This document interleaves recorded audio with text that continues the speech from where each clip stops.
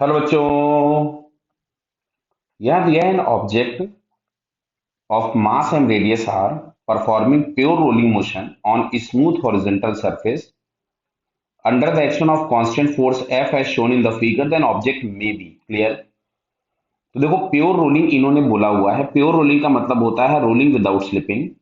मतलब यहाँ पे अगर मैं इसके इफेक्ट का डायग्राम बनाऊं, इफेक्ट मतलब समझते हैं कि कॉज जो हमारे पास है दे आर फोर्सेस और उसका इफेक्ट क्या होता है, देयर इज सम एक्सेलरेशन। तो अगर मैं इस तरीके से यहां बनाता हूं तो ये अल्फा इज इक्वल्स टू आपको मिलेगा ए बाई आर। क्लियर है। अगर प्योर रोलिंग हो रही होती है तो जो भी हमारे पास एंगुलर एक्सेलरेशन होता है वो ए सी बाई आर होता है, जहां पे ए सी उसके सेंटर का एक्सेलरेशन होता है। तो अगर मैं यहाँ पे इसका फ्री बॉडी डायग्राम बनाऊं तो एम जी नीचे है, नॉर्मल सरफेस से ऊपर लग रहा है, सरफेस स्मूथ होने की वजह से कोई फ्रिक्शन नहीं है। मतलब जो हॉरिजॉन्टल एक्टिंग फोर्स है वो खाली और खाली मेरे पास एफ है। तो क्या मैं इसको F is equal to net force है, इसको M इंटू ए लिख दूं।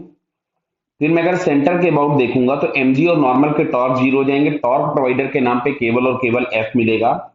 तो F का टॉर्क हो गया force into perpendicular distance R होगी is equals to I into alpha. तो F into R is equals to I into alpha. Alpha की जगह मैंने लिख दिया ए बाई आर। क्लियर है बताइए। तो यहां से मैं F इज इक्वल्स टू लिख सकता था आई ए अपॉन आर स्क्वायर। ये आ गई इक्वेशन नंबर 2 और ये इक्वेशन नंबर 1। तो दोनों तरफ से अगर मैं f की वैल्यूज इक्वेट कर दूं तो यहां से फर्स्ट इक्वेशन में f इज इक्वल्स टू था एम ए और सेकेंड इक्वेशन में था आई ए अपॉन आर स्क्वायर।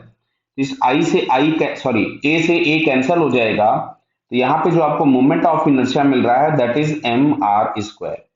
तो M R square moment of inertia ring का भी होता है और हॉलो सिलेंडर का भी होता है। तो यहाँ पे अगर हम लोग ऑप्शन देखें तो हम लोगों को हॉलो सिलेंडर नहीं दिया है, रिंग दिया हुआ है।